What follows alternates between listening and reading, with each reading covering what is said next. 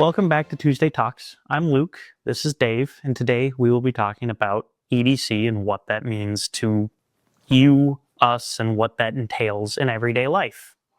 Yeah.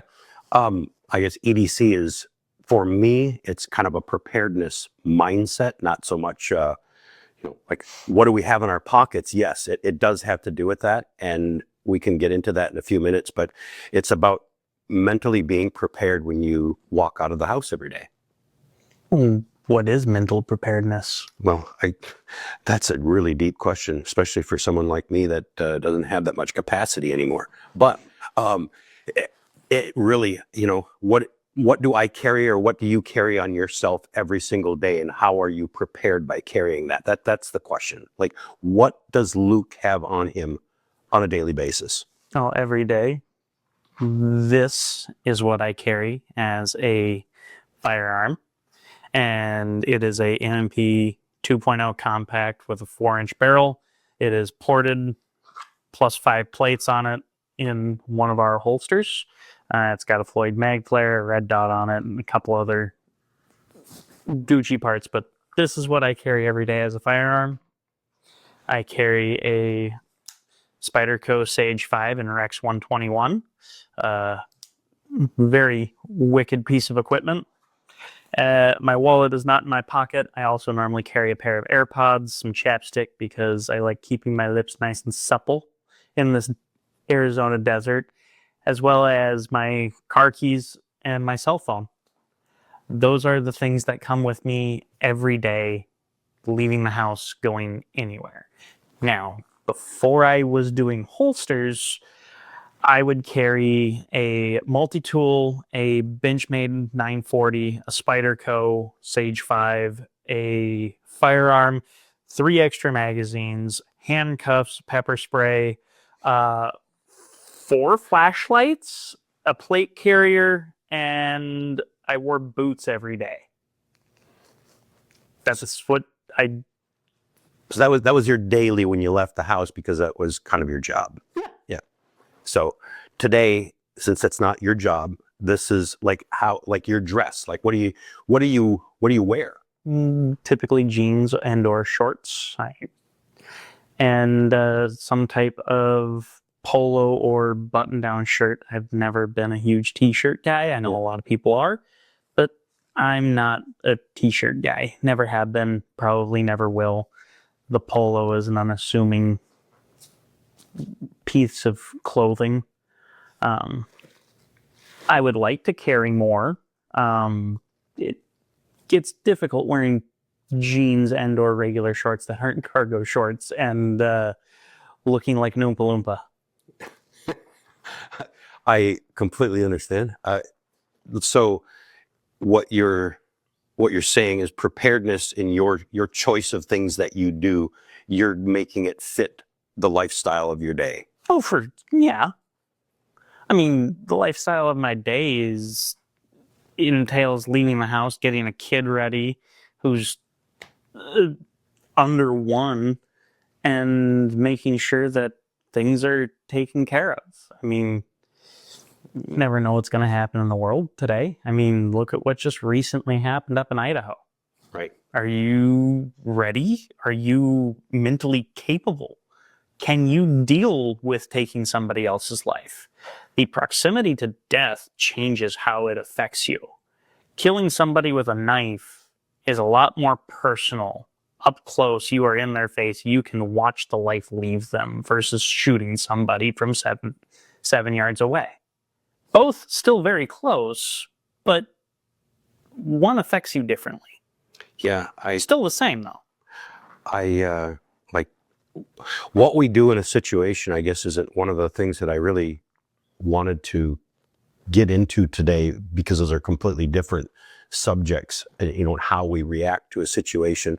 It is part of preparedness for sure, but I was kind of trying to like really reel in like what should a person do to start their everyday carry? Like how do you start this journey? Because we all start somewhere.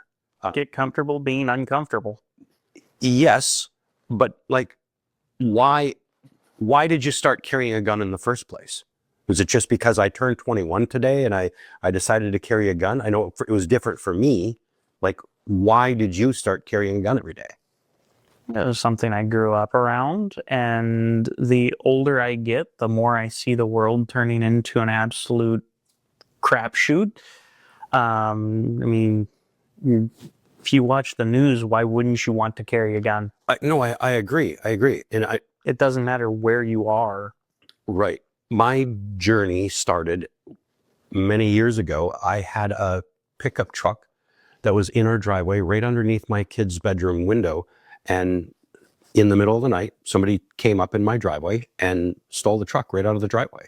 And it just had changed my mindset from I felt safe in my home to I just felt violated. It wasn't safe in my home anymore. No, they didn't come into my home, but they walked into my driveway and stole the truck right out of the driveway, right underneath my children's bedroom. And that just, it changed how I thought. And at that point, I started doing training and trying to train myself to better be prepared in a defensive situation. And I've carried a gun ever since. And I also carry other things, but that was my journey into starting that. Other people have different reasons that they start to carry things. And somehow, if there's a way to help people in that journey, we see people go into the gun stores, every day. They're buying their first firearm. Like, okay, then how do they carry it? Like, what do they do? That's why we started our company, right? For sure. Because we were taking people out, training them, and they didn't even have a holster to carry their gun in. And they're just walking around with a zipper bag, like a purse. And how are you going to take that with you on a daily basis? Well, I mean, gangs have been doing it for how long? Right. They just stick a gun down in their pants, and whether it's in the back, the front, the pocket, or wherever. Yeah, I mean, there are plenty of ways to carry a firearm. Some are significantly better than others. But if you're buying your first firearm, you should have a reputable person behind the counter giving you a solid suggestion of what you should use to carry that. It doesn't have to be one of our holsters. We would like it to be, because we would love to walk you through and guide you through that particular process. But if it's something from one of the other big manufacturers, they all make quality products. Right. The only problem is the lead time. You're going to be waiting a minimum of probably a month for something to come in, let alone the fact that depending upon what you got, they might not make something for it. Right. That's the problem. We've found a lot. People go in, they buy that first gun, but because they're not educated on what is in the marketplace, they end up buying a gun that doesn't have the greatest support when it comes to holsters or something like that. And that being the problem, now they don't have a way to actually carry the gun that they just purchased. Well, think of it in the sense, I have a friend, his name is Dylan. He's been texting me wanting to buy his first gun for a multitude of reasons, but he didn't own anything. And he came across the deal for a 365, and it was slightly out of his budget. It was, I want to say $500. It was a X Macro. It was screaming a deal. I would have paid if I was in that gun store. I would have lent him the money to buy that gun. Yeah. But I wasn't there. And 2-3 weeks ago, he sent me a text and said, "Hey, is this a good deal?" It was a Smith & Wesson SD9. The SD9 2.0 specifically. That gun was developed by Smith & Wesson. Glock actually sued them over that because it infringed on Glock's patent. I don't know if you knew that. Yeah. Okay. So that gun, he picked it up with, I think, 2 or 3 mags for, I think it was $180. Now, Real? that gun is not my first choice. I mean, that's a gun I would throw in a truck glove box and not worry if it got broken into. It's literally been labeled the new Saturday Night Special. Yeah, I mean, it's just not something that I would want to carry every day, but for somebody getting their first gun, they're going to go out and buy the cheapest thing that they can find and afford, which there's nothing wrong with that. If you can find a Glock, like we talked about in our previous video, $299 for a Glock 19 Right. is a phenomenal deal, but not everybody has that extra $100. Right. Sometimes just getting a pistol is more important, and I do agree with that. Having that Smith & Wesson SD9, a lot of new gun owners for their first time see that gun and it's $200 and they might haggle back and forth because it was a used gun and they got them down another $25 to buy a box of ammo. And you start going through the internet and everybody goes, you need a light on your gun if you're going to carry it every day. And unfortunately, for the people that say you need it every day on your carry pistol, you're wrong. You don't. Should you? Maybe. It's situational. But you don't need a light or a laser on your pistol to carry every day. Do you really want to be like Chelsea Clinton's Secret Service detail where he lost his phone in the trunk of the car and just popped his trunk? Probably not, because that's what he used his light on his gun for. What you and I, being non-law enforcement, we don't get to use the flashlight on the end of our gun as a flashlight. No. We have to have a different light if we want to identify something, you know? Yeah. That's what that's used for. Right. That being said, new gun owners buy the cheapest thing they can find, and then they go, well, I need a light on my gun. And then they go out and find the $20 Amazon special that looks like a TLR1, but doesn't fit like a TLR1.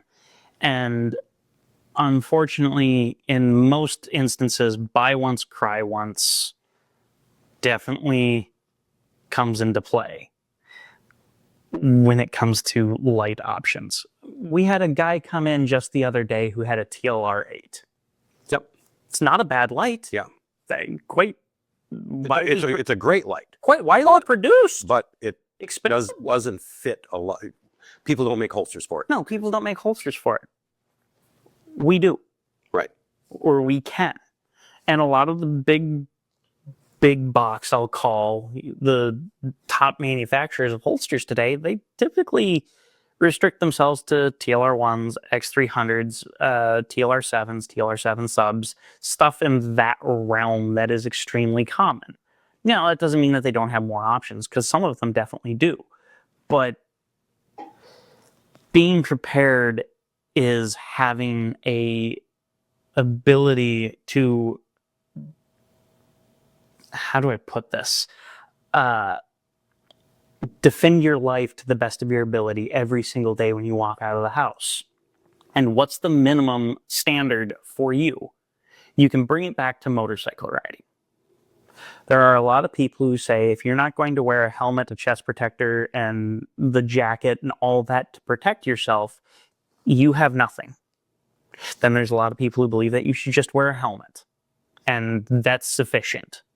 And then there's the people who don't wear helmets or anything like that. And unfortunately, just because they haven't been in an accident, they might die tomorrow because of it. I mean, to me, the minimum is you should wear a helmet.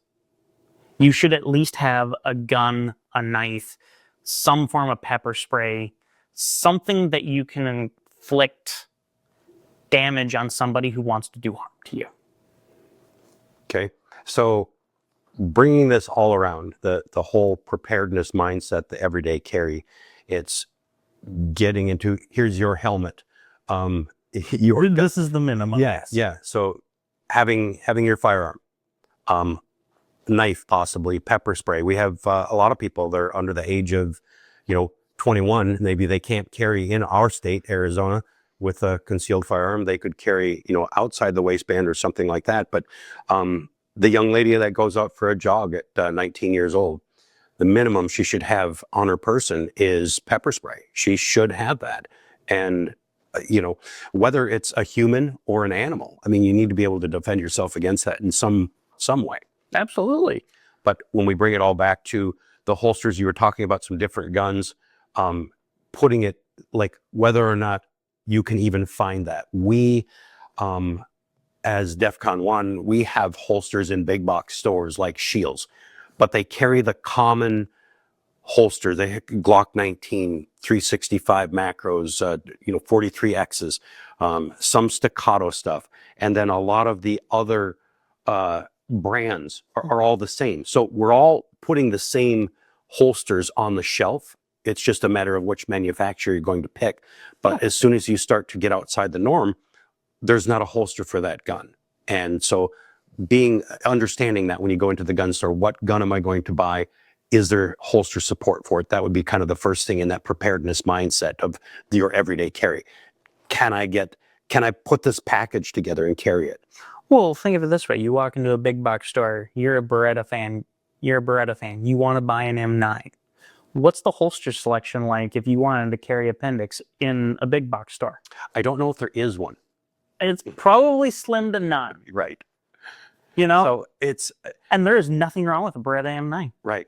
It's a great pistol. But yes.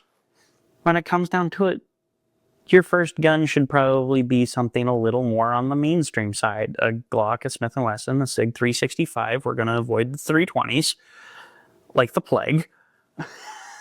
And, I mean, even some of the Springfield stuff, the Hellcat Pro, the Echelons, the Ruger RXMs have been known to fit in some Glock holsters. Get something that is widely available with a lot of compatibility for your first firearm. And learn to carry it every day. And the only way you're going to carry it every day is if it is in some way comfortable to you. It is always intrusive when you start carrying a holster and you're putting things in your waistband. It's different. It feels different. And you have to somehow be able to, as you said in the very beginning of this, get comfortable being uncomfortable. Well, it's not that it's so uncomfortable. It's fun. I'm not uncomfortable right now sitting with an appendix carry with an extra magazine on my person. Sure. That's how I carry every day. But if it's not comfortable, you're going to find a reason to leave it at home. Sure. Or to just not carry it. And that's not the mindset that you need to have. You need to be prepared every day. And how am I going to do that? So finding a way to carry that gun is, you have to find a way that is comfortable to you. And I'm going to grab something.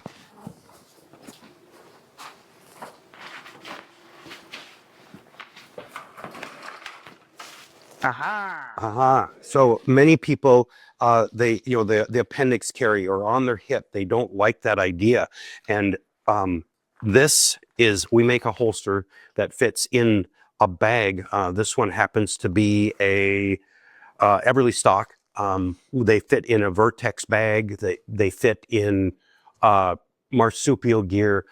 We've been working on designing our own bag, but having this bag, I got a couple of zipper pouches. I carry a wallet in here when I'm going to the gym, but I still have a firearm. Yeah. And, just fits over your shoulder, fits as a fanny pack, fits as all different kinds of things.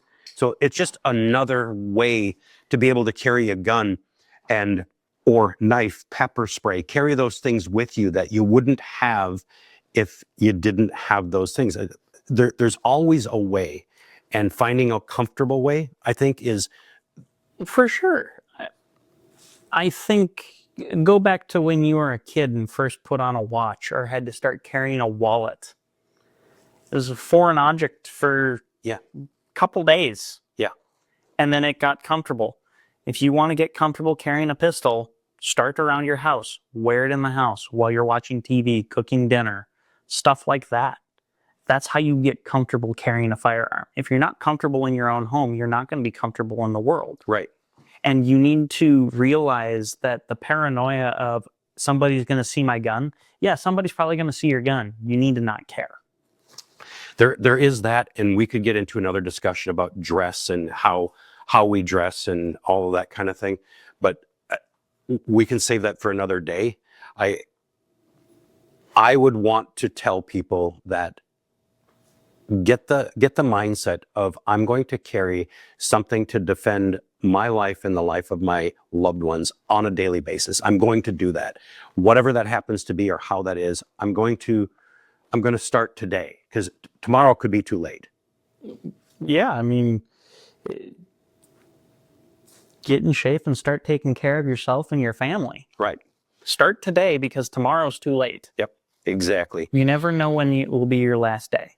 So, wrapping this all up, carry every day. Find a way that's comfortable. Find a pistol to carry. Find a pistol to carry. A knife if you can.